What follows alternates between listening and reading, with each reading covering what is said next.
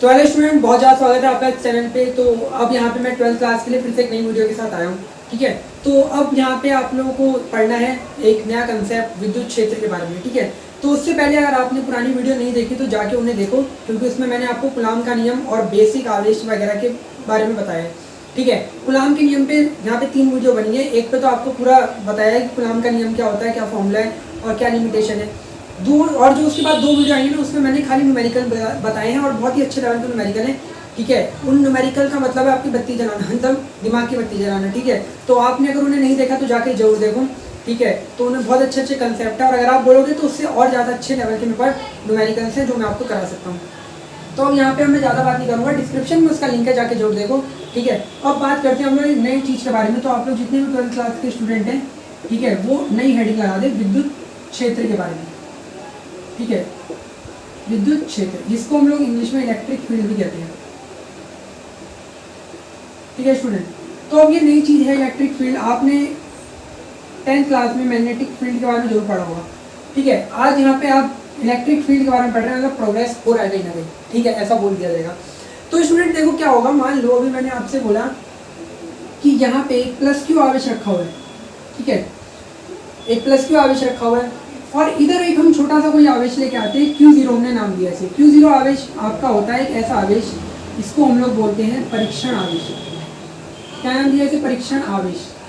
मतलब इसका मतलब एक ऐसा आवेश, ठीक है, जिसको केवल हम अभी केवल यूज कर रहे हैं परीक्षण करने के लिए।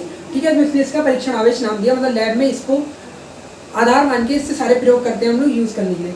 तो हमने देखा कि यार क्या हुआ, अब ये इसको इधर की तरफ धकेलेगा, कंफर्म धकेलेगा, बल लगाएगा इस पे इधर की तरफ। ठीक है, कूलाम का नियम यही तो कह रहा था भैया, अगर हम 2 आवेशों को रखते हैं तो उनके बीच जब कोई ना कोई बल लगेगा। परीक्षण आवेश पे इसने इसे इधर ही क्यों धकेला? क्योंकि हम लोग ये मान के चलते हैं कि इस पर धनावेश होता है परीक्षण आवेश पे। तो हुआ क्या, इस प्लस क्यू आवेश ने इस Q0 को इधर की तरफ फेंका और ये इस पे इधर की तरफ बल लगने लग गया। अब आप 1 मिनट के लिए ये इमेजिन करके देखो। ठीक है, इस वाले आवेश को मान लो मैंने ढक दिया। अब मुझे बताओ कि क्या इस वाले पे बल लगेगा नहीं लगेगा? ठीक है, अभी मैंने केवल ढका है इसे, मतलब ये सही में यहाँ पे है लेकिन आपको दिख नहीं रहा। तो इस Q0 पर भी बल लगेगा? बिल्कुल लगेगा। अब ये Q0 पे बल लग रहा है तो ये अपने आप से 2 सवाल पूछ रहा है, कह रहा है अरे यार यहाँ से मुझ पर कौन बल लगा रहा है, जबकि इसको ये दिख नहीं रहा, इसको हमने ढक दिया, इसको भी नजर नहीं आ रहा है, लेकिन इस पर बल लगेगा क्योंकि ये है अपने आसपास। ठीक है, तो ये कंफ्यूज हो गया और ये क्वेश्चन करने लग गया अपने आप से कि यार ऐसा क्या हो रहा है, जो मैं इतने एरिया में आ रहा हूँ तो मुझ पर बल लग रहा है, ऐसी कौन सी चीज़ है। ठीक है, तो हुआ क्या, इस प्लस क्यू आवेश ने अपने चारों तरफ, ये देखो ये चारों तरफ, अपने चारों तरफ एक प्रकार की, ठीक है, विद्युत रेखाएं निकाली। ठीक है, यहाँ आप कहो कि एक प्रकार का ऐसा वातावरण बनाया जहाँ पे क्या होने लग गया, विद्युत बल लगने लग गया, विद्युत बल लगने लग गया। इसका मतलब ये है, विद्युत बल का मतलब ये है, आप इसको मानो कूलाम का बल। ठीक है, मतलब अब इसके क्षेत्र में जैसे ही कोई आवेश आएगा, जैसे Q0 आया, ठीक है, वो जैसे ही यहाँ पे एंटर मारा, उस पर लग गया बल बाहर की तरफ। अगर माइनस चार्ज होगा तो माइनस चार्ज पे बल इधर की तरफ लगेगा। ठीक है, इतनी बात समझ आई? तो हुआ क्या, यहाँ पे एक प्लस चार्ज ने, या आप कहो कि कोई सा भी चार्ज क्या करता है, अपने चारों तरफ एक ऐसा इन्वायरमेंट या वातावरण बना देगा जिसपे अगर कोई दूसरा आप आवेश लेके आओगे ना तो उस पर लगने लग जाएगा बल। अब वो चाहे आकर्षण का भी हो सकता है, प्रतिकर्षण का भी हो सकता है। तो इस क्षेत्र को ही हमने नाम दिया विद्युत क्षेत्र। ठीक है स्टूडेंट, क्या नाम दिया? विद्युत क्षेत्र। सिंपल सी परिभाषा अगर मैं आपसे बोलूँ क्या होगी, तो आप बोलेंगे कि किसी आवेश के चारों ओर का ऐसा क्षेत्र। ठीक है, बहुत सिंपल परिभाषा है, किसी आवेश के चारों ओर का ऐसा क्षेत्र जिस पर कोई अगर धन परीक्षण आवेश आए तो उस पर एक प्रकार का आकर्षण या प्रतिकर्षण का बल लगने लग जाए, तो वो क्षेत्र विद्युत क्षेत्र कहलाएगा। इमेजिन करो आप, जैसे ठीक है, इधर एरिया में कहीं आग लगी पड़ी है, तो आप जब उस आग की तरफ आओगे तो आपको भैया सीधी बात है गर्मी महसूस होगी, क्योंकि आप उसकी ऊष्मा के दायरे के अंदर आ गए हो। तो सेम इसके साथ भी यही कंडीशन होती है, तो उस क्षेत्र को विद्युत क्षेत्र नाम देते हैं। अब क्वेश्चन ये रहता है कि यार इसका भी तो कोई ना कोई फिर विद्युत क्षेत्र होगा। ठीक है, जब ये प्लस क्यू आवेश अपने आसपास ऐसा विद्युत क्षेत्र बना के हमें दिखा रहा है तो Q0, तो आप ध्यान रखना इसका अपना कोई विद्युत क्षेत्र नहीं होता। E मतलब विद्युत क्षेत्र, ये परीक्षण आवेश है इसलिए इसका अपना कोई विद्युत क्षेत्र नहीं है, इसलिए क्या करेगा, ये अपने आप से कोई कुछ कर ही नहीं पाएगा, तो जो भी प्रभाव पड़ेगा वो इस वाले का होगा। तो समझ आइए आपको विद्युत क्षेत्र क्या होता है। अब हम बात करते हैं विद्युत क्षेत्र की तीव्रता के बारे में फटाफट से। तो अगर वीडियो अभी तक अच्छी लगे तो लाइक करो। ठीक है, और यहाँ पे हमारे चैनल को थोड़ा आगे भेजो, मतलब अपने दोस्तों को शेयर करो वीडियो, ठीक है। अब बात करते हैं विद्युत क्षेत्र की तीव्रता। छोटी छोटी सी परिभाषा है लेकिन ये बेसिक है आपका, ठीक है, चैप्टर का। विद्युत क्षेत्र की तीव्रता फटाफट से। अब देखो विद्युत क्षेत्र की तीव्रता क्या है, ये भी एक प्रकार का बल ही है, ठीक है। अगर आपसे कोई कहे विद्युत क्षेत्र क्या होता है तो आप क्या कहोगे, भैया विद्युत क्षेत्र एक प्रकार का बल ही है, ठीक है, बस कितने एरिया में वो देख लो। तो सेम ऐसी विद्युत क्षेत्र की तीव्रता को हम लोग फिजिक्स में कुछ इस तरीके से डिफाइन करते हैं, E vector is equal to F vector upon Q0। इसका मतलब आपको समझ आया मैं क्या कहना चाह रहा हूँ, ये फॉर्मूला क्या कहना चाह रहे हैं, ठीक है। अरे थोड़ा देर हो गया। अरे देखो इसका मतलब ये है कि यहाँ पे हम ये देखना चाह रहे हैं कि एकांक आवेश पर कितना बल लग रहा है, मतलब पावर देखना चाहता हूँ मैं उस विद्युत क्षेत्र की, ठीक है। एकांक आवेश पे कितना बल लग रहा है, मान लो यहाँ पे एक प्लस क्यू आवेश था, ठीक है। अब यहाँ पे चारों तरफ ब्लैक बोर्ड पे विद्युत क्षेत्र बना हुआ है, तो इस पे लगा है 10 न्यूटन का बल इधर की तरफ। एक और क्यू आवेश आया, इस पे लग रहा है 20 न्यूटन का बल, ठीक है। तो हम ये देखना चाह रहे हैं कि भाई कितनी ताकत है, किस बल में कितनी ताकत है। तो हम क्या करेंगे, F अपॉन Q0 कर देंगे, तो वो पता चल जाएगा हमें कि भैया विद्युत क्षेत्र कितना ताकतवर है। तो वो क्या कहलाता है, विद्युत क्षेत्र की तीव्रता, ठीक है। सिंपल सी चीज़ है। इसका आप देख लो फॉर्मूला क्या होगा, सॉरी मात्रक न्यूटन पर कुलाम, F का मात्रक न्यूटन, इसका मात्रक कुलाम। आगे जब आप पढ़ोगे तो एक और मात्रक होता है, आप इसको वोल्ट पर मीटर के नाम से भी जान सकते हो, ठीक है। ये आपका सेकंड चैप्टर में जब आएगा तब बता दिया जाएगा। तो वोल्ट पर मीटर या न्यूटन पर कुलाम, अभी के लिए आप इतना ही देख लो। अब ये कैसी राशि है, मैंने वेक्टर लगाया, इसका मतलब सदिश राशि है। भैया सदिश राशि के ऊपर ही वेक्टर लगता है इतना, तो आप सब 11th में पढ़ गए होंगे। 11th की बात नहीं करनी, चलो नहीं करेंगे, ठीक है। बहुत से लोग नहीं पढ़ गया तो गुस्सा हो गए, हाँ। तो ये हमारा विद्युत क्षेत्र की तीव्रता का फॉर्मूला था, ठीक है। अब हम करते हैं एक अच्छा सा डेरिवेशन, प्यारा सा सबसे छोटा डेरिवेशन, कहो कि आपका 12th क्लास का छोटा सा डेरिवेशन, ठीक है। स्मॉल आर दूरी पर, ठीक है, बिंदु आवेश के कारण, हेडिंग डाल जाएगी फटाफट से, बिंदु आवेश के कारण विद्युत क्षेत्र की तीव्रता। मैं कैपिटल ई से दिखाऊंगा विद्युत क्षेत्र की तीव्रता को, ठीक है, ध्यान रखना, कैपिटल ई से दिखाते हैं इसे। तो डेरिवेशन समझ आया। क्वेश्चन क्या है, क्वेश्चन ये है कि मान लो अपने पास एक प्लस क्यू आवेश इधर, अब पता चल गया मेरे पास है, ठीक है। अभी तक तो हम विद्युत क्षेत्र की तीव्रता को ऐसे निकाल रहे थे, ई वेक्टर बराबर एफ वेक्टर अपॉन Q0, इस तरीके से अपना बिल्कुल देसी फॉर्मूला जो भी हमने पढ़ा, और यही फॉर्मूला है, रियलिटी में यही चीज़ है, ठीक है। अब हमने करा या देखा कि यार ये प्लस क्यू आवेश से, मान लो यहाँ पे कोई एक बिंदु पी रख देते हैं लोग, ठीक है, इसकी दूरी इससे स्मॉल आर है, क्लियर। अब भैया कोई भी पॉइंट पी मान लिया स्मॉल आर दूरी पे, किसी ने कहा कि निकाल दो भाई इस पे विद्युत क्षेत्र की तीव्रता, ठीक है। तो हम लोग ये डेरिवेशन करते हैं, आई बात समझ में। इस प्लस क्यू आवेश के कारण इस बिंदु पी पर कितनी तीव्रता होगी निकालना, ये हमारा लक्ष्य है। तो अब क्या करना है हमें, भैया हमें ऐसी चीज़ के लिए सिर्फ और सिर्फ एक चीज़ करनी है कि यहाँ पे अपने पास से एक परीक्षण आवेश रख दो। तो बिंदु पी पे, इसको बिंदु पी को नीचे बना लेते हैं, बिंदु पी पे Q0 आवेश लाके चुपचाप रख दिया, परीक्षण आवेश, ठीक है। अब क्या होगा, ये प्लस क्यू इस Q0 पे लगाएगा कूलाम का बल, भैया कूलाम का बल लगाएगा, इसको इधर फेंकेगा बाहर की तरफ, लो इधर की तरफ लगाया इसने कूलाम का बल, ठीक है। क्या होता है कूलाम का बल, 1/4πε0। अगर मैं मान लो ये बात कर रहा हूँ पूरी निर्वात में, तो इसको कुछ ये बल लगेगा नहीं लगेगा, जो भी इनकी दूरी है, इसको बताओ, जो भी इनकी दूरी है, ठीक है। तो ये हमें पता चला कि भैया प्लस क्यू के सामने Q0 को रखते साथ ही उस पर लग गया बल और वो भागने लग गया उधर, ठीक है। तो चलो हमें इतना तो पता चल गया। अब ई वेक्टर बराबर हमें पता है फॉर्मूला होता है एफ वेक्टर अपॉन Q0, ठीक है, F vector upon Q0। F vector का मान अभी अभी निकाला है, इसे वेक्टर फॉर्म में लिख देते हैं, चलो ठीक है। वो क्या है, 1/4πε0 Q0 बटे r², इसका पूरे का बटे Q0।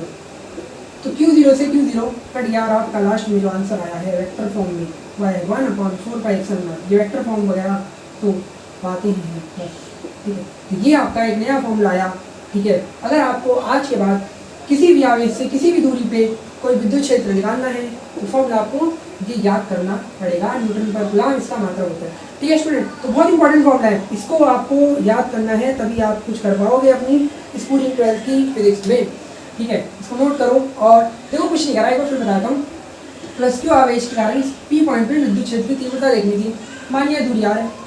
अब हमें यहाँ पे करने के लिए हमने करना मतलब क्या करा, इस पर Q0 आवेश रखा। अब हमें पता चला, ठीक है, ये इस पर बल लगाएगा इतना कुछ कूलाम का बल, और फॉर्मूला हमें पता है, जैसी फॉर्मूला ये होता है भैया विद्युत क्षेत्र की तीव्रता का, तो हमने एफ का मान रखा, काट कूट के सॉल्व करके इतना छोटा सा आंसर आ गया। ठीक है, आप यहाँ तक आओ, फिर हम आगे बढ़ते हैं। तो स्टूडेंट एक और बात जान लो, बड़ी अच्छी बात है। मान लो कहीं पर यहाँ पे बहुत सारे, ठीक है, बहुत सारे आवेश रखे हैं मान लो। ठीक है, एक ये आवेश है, जैसे मैंने उसमें कलाम वाले में बताया था, एक ये आवेश है, एक ये आवेश है, और एक कुछ और आवेश। और हम देखना चाहते हैं कि भैया टोटल कितनी विद्युत क्षेत्र बन रहा है। ठीक है, तो आप करेंगे क्या, इन सब के कारण जितना भी विद्युत क्षेत्र बन रहा है अलग अलग के कारण, देखो ये अपने आसपास कुछ ना कुछ विद्युत क्षेत्र बनाएगा। ठीक है, ये बनाएगा, ये बनाएगा, ये बनाएगा। ठीक है, तो हम लोग क्या करेंगे, इनका वेक्टर सम कर लेंगे। एक और बात अभी मैं बहुत इंपॉर्टेंट बताऊंगा, बहुत इंपॉर्टेंट। देखो वेक्टर सम करना है, इतनी बात समझ आई। अगर बहुत सारे कहीं पे आवेश हैं तो उनके कारण जो टोटल विद्युत क्षेत्र बनेगा उनका वेक्टर सम बनेगा, ये याद रखना। ठीक है, इतनी बात क्लियर। अब ये आपको नोट करनी है दो चीजें। ठीक है, अगर मान लो कहीं पे प्लस चार्ज है, प्लस क्यू चार्ज है, ठीक है, तो उसके कारण जो विद्युत क्षेत्र की तीव्रता होती है वो हमेशा बाहर की तरफ होती है प्लस चार्ज से। ये आपको नोट करना है, मोस्ट इंपॉर्टेंट पॉइंट। ठीक है, अगर कहीं पे प्लस चार्ज रख दिया तो विद्युत क्षेत्र की तीव्रता हमेशा उससे बाहर, हमेशा बाहर कहीं पे भी, लेकिन उससे दूर की तरफ, कुछ इस तरीके से। ठीक है, और अगर माइनस चार्ज आ गया तो आपकी दिशा कुछ ऐसे हो जाएगी। ठीक है, अंदर की तरफ, मतलब यहाँ पे विद्युत क्षेत्र जो होगा वो आपका आवेश की तरफ आ जाएगा। ये नोट करने वाली चीज़ें भी आपको याद होनी चाहिए। ठीक है, लो ज़्यादा कर दिया, ये प्लस के कारण हमेशा दूर की तरफ, और ये माइनस के कारण। ठीक है, ये दो चीज़ बहुत इंपॉर्टेंट है, आपको नोट करनी है, वेरी वेरी इंपॉर्टेंट। चलो अब इसके बाद हम अब करते हैं अपने न्यूमेरिकल स्टार्ट अच्छे से। तो इसको मिटा देता हूँ मैं, आपने नोट कर लिया होगा। ठीक है, पुरानी वीडियो को जरूर जाके देखना, चाहे हफ्ते में 3 दिन वीडियो आएगी, लेकिन ये तीनों की जो भी वीडियो है ना आपकी, ठीक है, ये आपको बहुत अच्छे तरीके से समझाने की कोशिश है। ठीक है, जितने भी आपके हिंदी मीडियम वाले हमें स्टूडेंट हैं, इनकी थोड़ी अच्छी तरीके से हमें सोच बनाए इनकी, ताकि थोड़ा पढ़ने में और अच्छे हो जाएं, लिमिटेड चीज़ों पे ना रहें, ताकि फिर बाद में पैसे खर्च करने पड़ेंगे। ठीक है, फिर बाद में कोचिंग बहुत तगड़ी कोचिंग जाते हैं, कुछ नहीं बन पाता। ठीक है, क्यों, क्योंकि बेसिक जब क्लियर होने थे तब नहीं हुए, उसके बाद तो फिर कुछ नहीं हो पाता। ये बहुत बड़ी सच्चाई है, तो इसलिए पहले ही ऐसा पढ़ लो जो बाद में भटकना ना पड़े। सॉरी, न्यूमेरिकल कर रहे हैं ना। हाँ, तो न्यूमेरिकल नंबर फर्स्ट है अपना। ठीक है, पहला क्या न्यूमेरिकल है। हाँ, मान लो, चलो हाँ, अब मान लो अपने पास एक छोटा सा हमें ये वर्ग दिया। ठीक है, देखो न्यूमेरिकल बहुत अच्छे स्टार्टिंग से मैं कराऊंगा, बस आपको वीडियो को शेयर मार देना है, ताकि मुझे भी ऐसा लगे कि लोग देख रहे हैं, तो फिर मैं और जल्दी वीडियो लूँ। ये प्लस क्यू आवेश रख दिया, इधर भी प्लस क्यू आवेश रख दिया, इधर भी प्लस क्यू रख दिया, और इधर भी कोई ना कोई आवेश है प्लस क्यू। ठीक है, यहाँ छोड़ो, अभी इधर छोड़ो, इसको नाम ए, इसको बी, इसको सी, इसको डी नाम दिया। क्वेश्चन कह रहा है बिंदु सी पर कुल विद्युत क्षेत्र बताओ, विद्युत क्षेत्र की तीव्रता बताओ। ठीक है, देखो मैंने कूलाम के बल में भी सेम यही चीज़ें कराई थी, तो इसलिए मैं ज़्यादा नहीं कराऊंगा, 2-3 ही सवाल कराऊंगा। ठीक है, क्वेश्चन समझ में आया। इसने एक वर्ग बना के दिया आपको, स्मॉल ए भुजा का। ए की जगह आपको क्वेश्चन में कुछ भी दे सकता है, ध्यान रखना। वर्ग है तो चारों भुजा बराबर होंगी। हाँ, तो अब हमसे क्वेश्चन में कह रहा है कि आपको सी पॉइंट पे कुल विद्युत क्षेत्र की तीव्रता निकालनी है। अब आप क्या करोगे, अभी मैंने आपको बोला, अभी आपको एक चीज़ बताई, ये स्मॉल ए है, 9, ठीक है, कि कहीं पे भी अगर 3-4 आवेश नजर आ जाए, 3 या 2 भी आवेश नजर आ जाए, और किसी एक पॉइंट पे आपसे गए विद्युत क्षेत्र की तीव्रता निकालो, तो आपको करना क्या है, आपको दोनों या तीनों या चारों जितने भी आवेश हैं उनके कारण विद्युत क्षेत्र की तीव्रता निकालो, और फिर उनका वेक्टर सम करो। तो मैंने देखा ये वाला जो आवेश है, इसके कारण इस सी पॉइंट पे विद्युत क्षेत्र की तीव्रता कहाँ होगी, आप कहेंगे बाहर की तरफ। अभी मैंने आपको बताया कि प्लस चार्ज से जो दिशा होती है ना, ठीक है, जो प्लस चार्ज है उसके कारण जो दिशा होती है वो हमेशा उस चार्ज से दूर की तरफ होती है। तो ये प्लस चार्ज है, यहाँ पे इसकी तीव्रता बाहर की तरफ ही होगी। इसको मैंने नाम दिया E1 का। ठीक है, इसको ED बोल दो, चलो डी पॉइंट पे। ऐसे इसके कारण भी इधर की तरफ होगी, इसको EB नाम दे दिया। अरे ये भी तो लगाएगा, ये भी तो कुछ ना कुछ करेगा। जिसने गुलाम के बल की वीडियो नहीं देखी होगी वो अभी यहाँ पे कंफ्यूज हो रहा होगा हल्का। ठीक है, क्योंकि वहाँ पे बहुत यही सेम चीज़ चली थी और बहुत ही अच्छे तरीके से क्लियर हो गया था, क्योंकि वहाँ पे मैंने सारे सवाल करा दिए। अरे दूर की तरफ करनी है सी पॉइंट पे, प्लस से दूर की तरफ, देखो सारे एरो दूर की तरफ।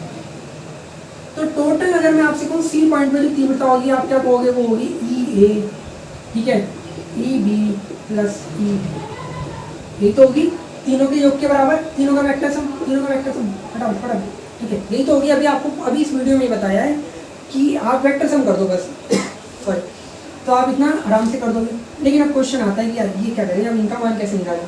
तो ध्यान से देखो, आप मुझे बताओ क्या मैं ऐसे लिख सकता हूँ, ठीक है, एक चीज़ देखना, ई बी और ई डी बराबर, देखो स्मॉल ए दूरी क्यू आवेश, तो दोनों के कारण जो भी बनेगा एक जैसे बनेगा, वो बनेगा 1/4 पाई एप्सिलॉन नॉट क्यू बटे इनके बीच की दूरी का स्क्वायर, ठीक है, 1/4 पाई एप्सिलॉन नॉट क्यू बटे इनकी बीच की दूरी का स्क्वायर, ठीक है, जो भी आपकी दूरी हो। तो ये ई डी हो गई, सेम जैसे ये ई डी भी होगा, तो दोनों एक दूसरे के बराबर है, इसको ई मान लेते हैं। अब आप जरा इस वेक्टर में देखो, मैं इसको और ऐसे क्लियर करते होता हूँ, ये ई डी है और ये ई डी है, क्या मैं इन दोनों का परिणाम ही निकाल सकता हूँ अगर मुझे पता ही 90 डिग्री पे है। यार ई डी इधर की तरफ, ई बी इधर की तरफ, दोनों 90 डिग्री पे, इनका परिणाम ही निकाल के काम चला लेंगे। तो भैया इनका परिणाम ही मैं ई डैश बोल देता हूँ, ठीक है। उससे पहले मैं ई ऑन निकाल लेता हूँ, पहले से निकाल के रख लेते हैं ई ए। ये दूरी कितनी होती है, भुजा रूट टू, ठीक है, तो 1/4 पाई एप्सिलॉन नॉट क्यूब बटे, ठीक है, भुजा का स्क्वायर यानी कि ए रूट टू का स्क्वायर। अरे यही तो अभी हमने क्वेश्चन में अभी डेरिवेशन करा है, क्यू अपॉन आर स्क्वायर करके। तो क्यू ये रहा, इनके बीच की दूरी ए से लेके सी की दूरी कितनी है, ए रूट टू उसका स्क्वायर, ठीक है। चलो ये हमने तीनों वैल्यू निकाल ली। लेकिन अब यहाँ पे देखिए वेक्टर सम है, तो मैं डायरेक्ट उठा के अगर रख दूंगा तो मुझसे तो बिल्कुल कोई नहीं, अगर आप रख लो तो मैं समझ जाऊँ, ठीक है भैया। वेक्टर सम में एंगल देखने पड़ते हैं हमें चीज़ों के। 11th में आपने नहीं पढ़ा, मैं जानता हूँ, मैं नहीं बोलूँगा, ठीक है, आपने नहीं पढ़ा कोई दिक्कत नहीं है, लेकिन मैं ध्यान से समझा रहा हूँ, समझो। तो मेरे को इन दोनों का परिणाम ही चाहिए भाई, 90 डिग्री पे है तो इनका परिणाम ही कैसे निकालूंगा, ई डैश करके निकाल लेते हैं। ई डैश बराबर अंडर रूट ये फॉर ई डी, ठीक है, इन दोनों का निकाल दिया ना, क्योंकि ये दोनों 90 डिग्री पे, तो ई बी स्क्वायर और ई स्क्वायर। नहीं आ रहा है समझ में, नहीं यार, अरे देखो यार 90 डिग्री पे अगर कोई भी चीज़ दो वेक्टर 90 डिग्री पे हो तो उनका परिणाम निकालने का फॉर्मूला होता है ये R equal to under root A square plus B square, जो भी वेक्टर हो। सेम यहाँ पे ई बी स्क्वायर करा और ई डी स्क्वायर कर दिया, ठीक है। अब दोनों को ई मान लिया है क्योंकि दोनों ही बराबर थे, और आपको हमेशा ऐसी कंडीशन देगा जिसमें दोनों ही बराबर हो, नहीं तो फिर ये आपके बस की सवाल नहीं होगा, ठीक है। तो अंडर रूट 2 ई स्क्वायर, अरे दोनों जुड़ गए, ठीक है, 2 ई रूट 2 या ई डैश, इन दोनों का परिणाम। इसको इक्वेशन 1 बना लो। समीकरण 1 से अब मैं डायरेक्ट कर रहा हूँ, इधर ध्यान से देखो, समीकरण 1 से, ठीक है,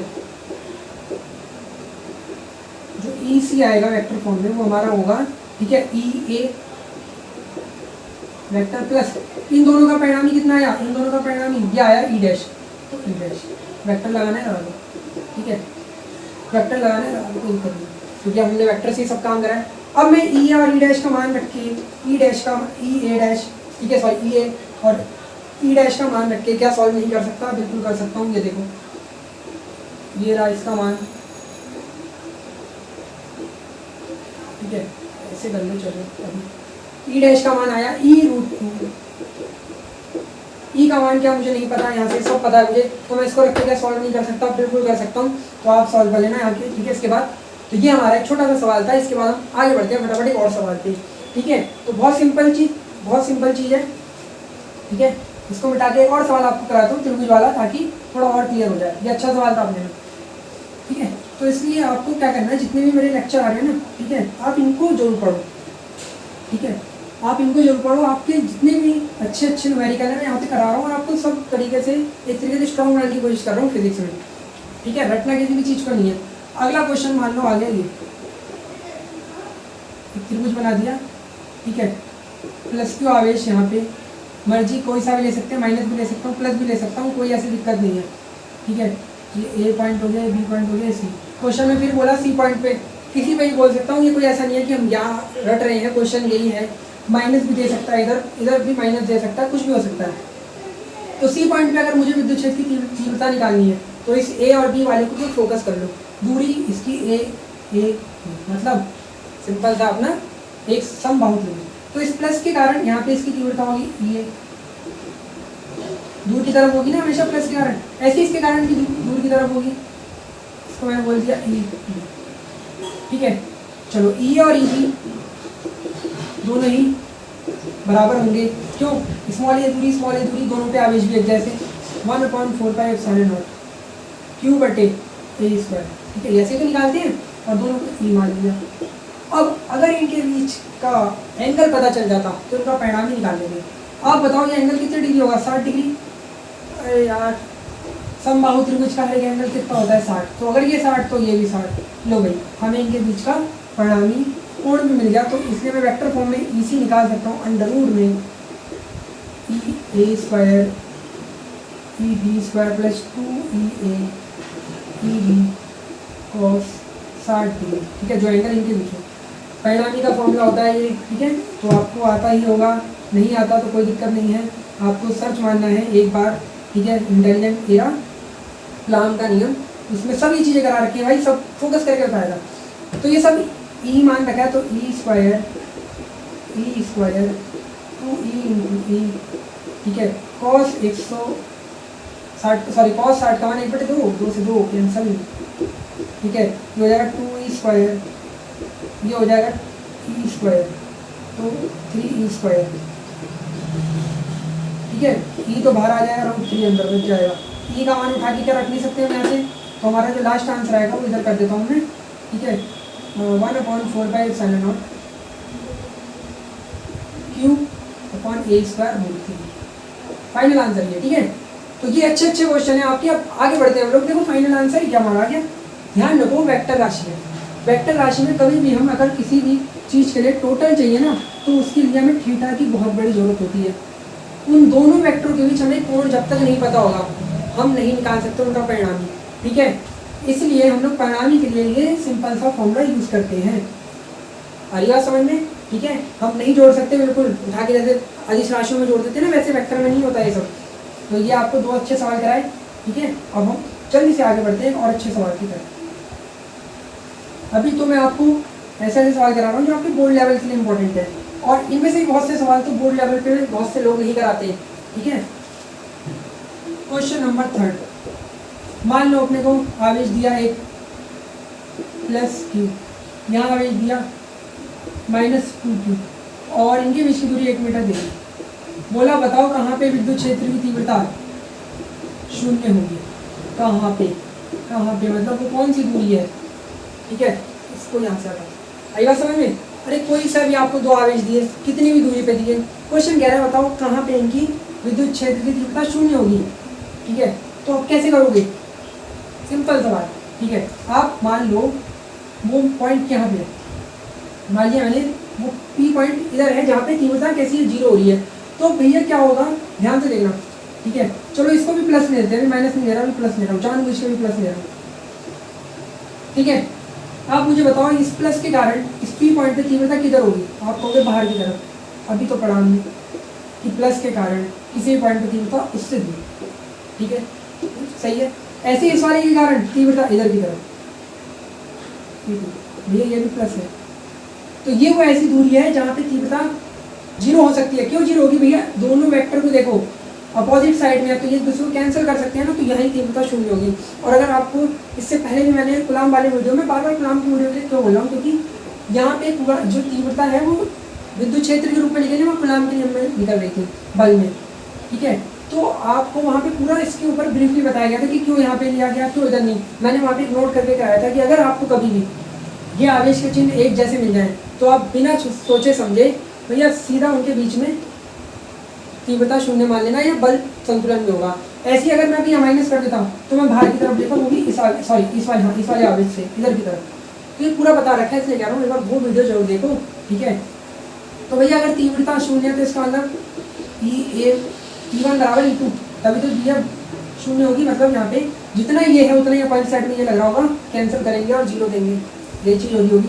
तो अगर इसको निकालूंगा तो 1/4πε0, ध्यान से देखो, मान लिया मैंने, ठीक है, इसको लिख देंगे E1, मान लिया प्लस वाले से इसकी दूरी x है, x मीटर, तो इसकी दूरी कितनी हो जाएगी 1 - x, ठीक है। इसकी दूरी कितनी हो जाएगी 1 - x होगी +2 इस वाले से।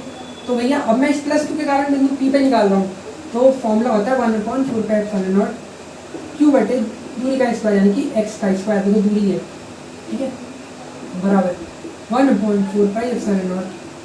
आवेश आपका क्या है, 2q, बट ये दूरी का स्क्वायर, दूरी है 1 - x का होल स्क्वायर, ठीक है। चलो भाई ये हो गए, ये भी गया, क्या बचा 1/x² बराबर 2 1 - x² होल स्क्वायर बचा, ठीक है।